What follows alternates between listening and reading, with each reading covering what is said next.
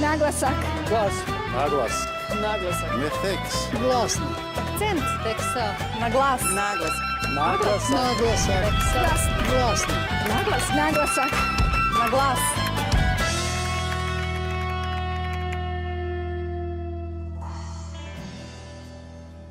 Dober dan, dobrodošli v Naglas.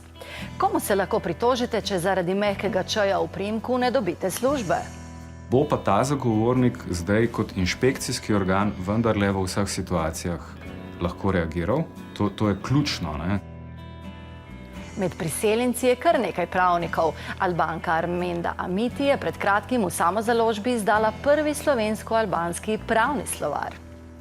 Prej një gjuhë në gjuhën tjetër shpesh herë nuk mund ta gjej atë përkthimin e përshtatshëm. V Kranju smo obiskali najstarejše črnogorsko društvo v Sloveniji Moroča, kjer negujejo pristno izročilo matice. Da područje ne žive divljaci, eno pošteni ljudi junaci. Komu se lahko pritožite, če vas šef zaradi mehkega č-ja v priimku nadleguje ali pa če zaradi te okoliščine ne napredujete v službi? Bo kdo za diskriminacijo odgovarjal? To so vprašanja, ki jih bomo v studiu zastavili Neži Kogovšek Šalomon, direktorici Mirovnega inštituta, ki si za enakost prizadeva že 25 let. Potem, ko je spomladi Slovenija le dobila novi zakon o varstvu pred diskriminacijo, bomo, kot kaže, v začetku novembra dobili tudi novega zagovornika načela enakosti. Za najboljšo izbiro je obveljal sociolog in dolgoletni aktivist za pravice istospolnih Miha Lobnik. Parlamentarna razprava niti tokrat ni šla brez vročih besed. Kolega Möderndorfer, zdaj, to je ena izmed vaših ponovnih laži, ki jih vedno širite. Jaz nimam nobenih problema z geji. Ne bom umaknil nobene moje izjave, ker za njimi stojim, da je zato, ker je gospod Lobnik gej in ker je kot gejevski aktivist preveč ozko usmerjen, ne bo mogel upravljati te svoje funkcije zagovornika, se mi zdijo skrajno žaljive in nesramne. Zagovornik načela enakosti bo po novem lahko glasno opozarjal na narodnostno, spolno, versko in rasno diskriminacijo v družbi, žrtve bo lahko zastopal v sodnih postopkih, terjal dokumentacijo in odpravo kršitev v zasebnih podjetjih. Lahko bo sprožil tudi ustavno presojo zakonov. Toda Ta sistem zaščite pred diskriminacijo blazno zapleten, na koga se obrniti, v kateri situaciji še vedno ostaja, ne? Niso vse pravne poti v bistvu uporabne v kjerikoli situaciji, ne? Bo pa ta zagovornik zdaj kot inšpekcijski organ vendarle v vseh situacijah lahko reagiral? To je ključno, ne? Da zagovornik načela enakosti mora postati samostojni organ, je 12 let Slovenijo opozarjal Bruselj.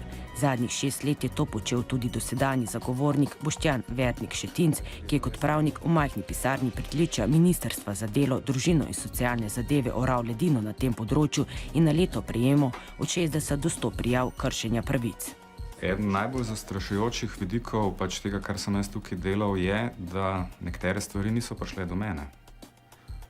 In število primerov, ki je prišlo do mene, je zastrašujoče majhno.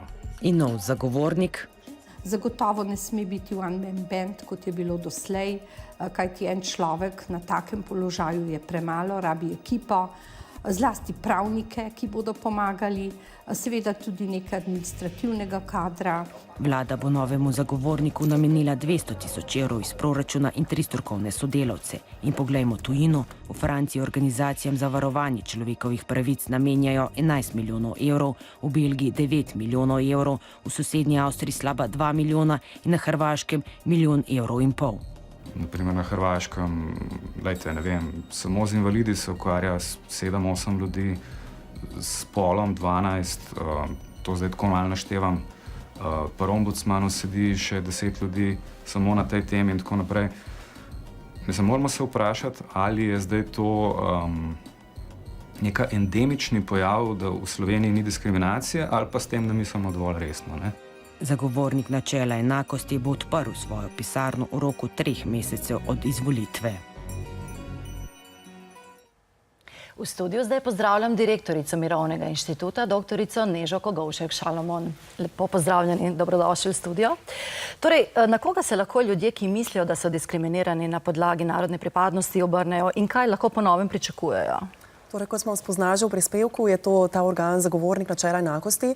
Kar je bistvena novost zdaj, je to, da ta organ ne bo več samo ena oseba, torej en državni uslužbenec na ministrstvu, ampak da bo to zdaj postal samostojen organ, ki bo imel nekoliko več pristojnosti in na ta samostojen organ bo možno podati prijavo oziroma pobudo, ki jo bodo lahko podali tisti ljudje, ki menijo, da so bili diskriminirani zaradi kakšne svoje osebne okoliščine. Tukaj je mogoče ključno poudariti, da ni vsaka krivica, ki se človeku zgodi, tudi diskriminacija, tako da bo prva stvar, ki jo bo recimo ta organ z načelom, torej ki bo z novimi pooblastili. Tako, z novim zagovornikom bo moral seveda presoditi vsako pobudo tudi v tem smislu. Ali gre za diskriminacijo in potem, če bo ugotovil, da bi lahko šlo za diskriminacijo, bo lahko izvedel inšpekcijski postopek. To je nekaj novega. Prej je bil postopek zelo neformalen, ni bilo nobenih pravil, recimo, kakšni roki so postavljeni, kdaj je treba odgovoriti, kdaj mora nenazadnje domnevni kršitelj odgovoriti na pobudo. Zdaj pa so roki postavljeni, postopek bo bolj formaliziran, kar je lahko hkrati tudi ovira, hkrati je pa lahko to tudi neka prednost. Tako, zato, ker bo torej, domnevni kršitelj bo moral sodelovati, moral bo odgovoriti na pobudo, moral bo omogočiti zagovorniku, da vpogleda recimo v dokumentacijo, da moral bo dati podatke od sebe o tem, kako so določeni ali postopki poteka, recimo, če govorimo o zaposlitvi, kako je to potekalo, kater kandidat je bil izbran, kaj je prevladalo, zakaj je bil izbran. Skratka, domnevni kršitelj bo moral tudi dokazati, da morda ni diskriminiral. Torej, to bo še vedno, ta postopek bo potekal na ta način. Pobudnik bo rekel, jaz menim, da sem bil, tukaj so moji dokazi, tukaj je način, na katerega se je zadeva zgodila in domnevni kršitelj bo moral pokazati, da je pa on ravnal v skladu z zakonom. Tako da ta postopek s pobudo bo še vedno potekal podobno kot prej, samo da bo zdaj zelo formaliziran in močnejši. Bo morda novi zagovornik neke vrste posrednika med žrtvami diskriminacije in že obstoječimi inšpekcijami, ker namreč sam ne bo mogel kaznovati kršiteljev. No, tukaj, točno na tej točki se postopek ne bo bistveno spremenil v primerjavi s prejšnjo zakonodajo. Še vedno so inšpektorati tisti, ki lahko pa izvedejo prekrškovni postopek in tudi izrečejo globo, medtem ko zagovornik bo pa izpeljal postopek predtem, inšpekcijski postopek, kar pomeni, da bo ugotavljal dejstva, zbiral dokaze in če bo ugotovil, da je prišlo do diskriminacije, bo lahko kvečemu zahteva odpravo kršitev, ne bo pa mogel izreči globe. In če do odprave kršitev ne bo prišlo, bo zadevo lahko predal pristojni inšpekciji, delovni, socialni, zdravstveni, šolski, tržni in tako stanovanjski in tako naprej. In inšpekcija je potem tista, ki bo lahko izrekla globo, torej kazen, denarno kazen, recimo, za diskriminacijo, ki se je zgodila. No, predvidene globe so za fizične osebe od 500 do 5000 evrov, za pravne pa od 3000 do 20000 evrov. Mogoče v zvezi s tem lahko kaj poveste? Ja, ta razpon je zelo zanimiv, ampak kar je pa treba vedeti pri tem, je pa neka pravniška caka, ki se je zgodila tudi v tem primeru. Namreč vedno, ko so globe določene v razponu, tako kot tukaj, mora ta zakon, ki te globe določa, izrecno dovoliti inšpekciji, da izreče tudi višjo globo od najnižje, torej da izreka globe v tem razponu. In ker tega ta zakon ni storil, bodo vse globe ostale na minimumu, kar je po mojem velika pomanjkljivost tega zakona. Zakaj pa je postopek ostal tako zapleten? A bi moral mogoče zagovornik dobiti pristojnosti, kot jih ima denimo informacijski pooblaščenec? Ja, to je pa zdaj vprašanje politične volje. Pač vemo, da zakoni se sprejemajo v parlamentu, treba je ugotoviti, kakšno je neko soglasje, ki ga je mogoče doseči in očitno treba se zavedati, da ta zakon, ki smo ga zdaj dobili, ni revolucionaren.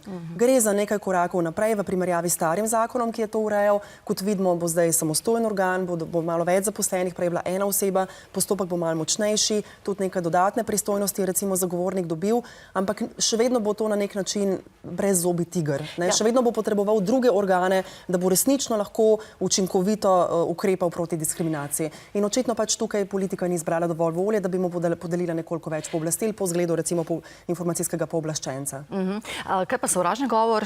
Tudi inšpekcije za to področje ne bomo imeli. Ja, to je recimo en tak konkreten primer, kjer se pokaže, da če ni tistega inšpekcijskega organa, ki bi bil pristojen za to področje, tudi zagovornik tu v tem primeru ne bo mogel veliko narediti razen tega, kar sem že rekla. Se pravi, da bo zahteval, ne vem, odpravo kršitve, preprečevanje take kršitve v prihodnje, ampak če ne bo tistega inšpekcijskega organa, ki bi to potem dejansko tudi kaznoval, Nekateri primeri bodo ravno zaradi tega, ker zagovornik ostaja brezzobi tiger, morda ostali nekaznovani.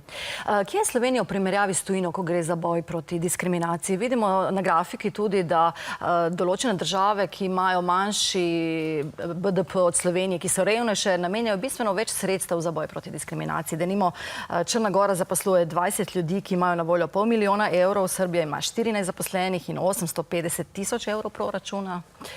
Kaj nam to govori o Sloveniji? Ja, seveda, ali pa če se recimo primerjamo z državami članicami EU, vidimo, da je Slovenija s temi svojimi bodočimi 4 zaposlenimi, pazite, ki jih še ni, šele zaposleni bodi šele pridejo, ne? Da ostajajo na repu. Že prej smo bili na repu, ker manj kot eno osebo je pač težko imeti, razen če imaš nič, ne? Tudi zdaj z bodočimi 4 bomo še vedno na repu. Tako da vidi se, da je tukaj naš razvoj ali pa neka naša pot izjemno počasna. Tako da jaz predvidevam, da bo ena od nalog tega zagovornika, torej novega zagovornika, da bo tudi poskušal ta organ v nekem doglednem času malce ukrepiti. Vsako leto se pač sprejema, ali pa vsaki 2 leti se sprejema proračun, tam bo vedno možno recimo pogledati, ali je možno dodati še kakšno osebo in počasi narediti iz tega neko konkretno skupino, ki bo sestavljena tako iz recimo pravnikov, ki bodo obravnavali konkretne primere, zastopali ljudi na sodiščih, intervenirali v sodnih postopkih na strani žrtve diskriminacije, recimo vlagali pobude za presojo ustavnosti, da bo mogoče potem zraven tudi še nekaj ljudi, ki bi se ukvarjali s preventivo, z raziskavami na terenu, s pripravo poročil, ker to je tisto, kar novi zagovornik pa izredno sedaj dobiva, ta pooblastila oziroma te nove naloge, močnejše, kot je bilo prej, in tukaj bo tudi lahko veliko naredil. Se pravi, ne samo s konkretnimi primeri, ampak kot je recimo sedanji zagovornik rekel, nekateri primeri diskriminacije sploh ne pridejo pred njega in tam bo lahko zagovornik zdaj po novem sistemu sam presodil, kateri te primeri so, katere so te problematične točke v naši družbi in sam izvedel recimo raziskave, pripravo poročila in s tem opozarjal na določene probleme, ki prek pobud ne bodo vidni. In spodbudil ljudi, da prijavljajo diskriminacijo. Tako, spodbudil ljudi in hkrati delal s politiko, da bo naslavljala te sistemske težave, ki so zelo velike. Najlepša hvala za pogovor in obisk v našem studiu. Prosim. Zdaj pa gremo v Maribor, kjer je mlada pravnica Armenda Amiti predstavila prvi slovensko-albanski pravni slovar. Diplomirala je v Prištini, pred 8 leti pa se je preselila na Štajersko. Në promovimin e fjalorit të parë juridik slovenisht shqip, u njohëm me autoren 36 vjeçare juristën e diplomuar Armenda Amitin. U rrit nga një familje intelektualesh në Gradec të Gostivarit. Si fëmijë, vendosi të bëhet juriste dhe avokate, që t'i mbronte të përndjekurit dhe të drejtit, ashtu si kur mbrojtësi Avni Rustemit, patriotit të shquar nga fillimi i shekullit të 20. Unë kam pas rasti fëmijë të shoh një film të Avni Rustemit, Dy krisma një Paris. Prej atëherë më ka lënë dëshira për vendos që unë bëhem në të ardhmen një juriste. Juridikun e kreu në Prishtinë, por dashuria e martesa e sollën në Shtajeri. Këtu ju desh të filloj nga e para, me gjuhë e me njohjen e diplomës. Me ndihmën e të shoqit, u mësua me rrethin e ri e mësoj dhe gjuhën. Si juriste shqiptare slovene, zuri t'i zhvilloj vetë termet juridike, më pas edhe ta përpiloj fjalorin juridik slovenisht-shqip, i cili do t'i vijonte fjalorët e përgjithshëm. Pasoj puna e vëllimshme 4 vjeçare, e cila kërkonte saktësi juridike. Shpesh herë nuk mund ta gjej atë përkthimin e përshtatshëm, edhe shumë probleme ndodhin kur është diçka në profesion, se nuk është fjalor i përgjithshëm. Gjatë përpilimit të fjalorit, e kishte shembull edhe veprën e Tomash Longikës, autorit të fjalorit të ngjashëm slovenisht-anglisht. Ky pranon se në fillim kishte pakës dyshime se Armenda Amiti do të përfundonte punën vetëm e pa shtëpi botuese. Nekateri začetki so celo absurdni, ampak rezultati so potem fascinantni. No in to je nekaj podobnega. Armenda Amiti e sheh si detyrë të ndihmoj dhe të mbroj. Pasi që tash për tash në Shtajeri ende nuk është e punësuar si juriste, ju ndihmon nxënësve mërgjimtar në shkollë në Rushe gjatë mësimit të slovenishtës. Črnogorsko društvo Morača u Kranju deluje že 15 let in je najstarejše združenje Črnogorcev u Sloveniji. Obiskala ih je Sanja Prelević. Vodeći čovjek Crnogorskog društva Morača je Čedo Đukanović, koji se u Kranj doselio prije 40 godina. Tu je, kako sam kaže, najviše ljudi iz Crne Gore koji su kao i on svojevremeno stigli trbuhom za kruhom i našli zaposlenje u tom industrijskom centru. Ipak naglašava da svoju domovinu nije nikada zaboravio. Uzeo sam na kredit posljednji dinar, odvojio od porodice da bi kupio gusle i ovu nošnju koju vidite na mene, tako da danas po Sloveniji i van Slovenije promovišem ono što je dio mene i za što se sam zalažem i na što sam ponosan, da sam kao Crnogorac, poštujući sve ostale narode i narodnosti. Crnogorsko društvo Morača, koje ima oko 150 članova, je veoma aktivno. Uz ostalo organizuju planinarske uspone, večeri crnogorske kulture, povezuju folklorna društva iz Slovenije sa onima iz Crne Gore. Za svoj angažman zato dobijaju puno priznanja. Prvenstveno smo dali prednost folklori, željeli smo da prenesemo tu kulturu i običaje na djecu koja su rođena ovdje u državi Sloveniji. Počasni član društva je sopranistkinja Milena Morača, čiji su porodični korijeni delom iz Crne Gore. Seveda je to en neverjetno lep in nenavaden občutek, da se eno črnogorsko društvo ali pač eno društvo enega naroda imenuje kot se pišeš. Počasni član društva je i glumac Juri Souček. Zelo naklonjen sem tem društvom. To je zelo imenitno, da so ljudje, pač, ki mislijo slovensko, še vedno s koreninami doma, ker ti ne moreš zatajiti svojih korenin. Upravo se svojim korijenima u Crnogorskom društvu Morača veoma ponose, te predano njeguju kulturu i običaje te male države i u Sloveniji.